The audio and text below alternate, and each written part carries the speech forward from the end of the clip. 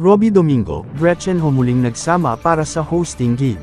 Makalipas ang ilang taon ay muling nakitang magkasama ang dating magjowa na sina Robbie Domingo at Gretchen Ho.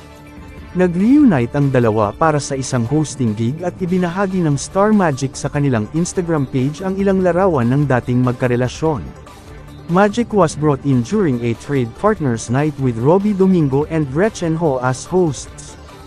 "Thank you for having our Star Magic artists host your event once again," caption ng Star Magic sa kanilang post.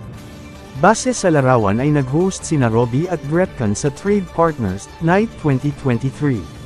Marami naman sa mga netizens ang natuwa sa muling pagsasama ng dalawa at pinuri ang mga ito dahil sa pagiging matured at professional. Ang saya lang makita ulit silang magkasama, Robbie at Gretchen. The maturity and being professional, saad ng isang netizen. Sa kabila nito ay nanatili namang magkaibigan sina Robbie at Gretchen. Sa kayunayan ay masaya si Gretchen at binati ang ex-jowa ng ikasal ito kay Mikey Pineda.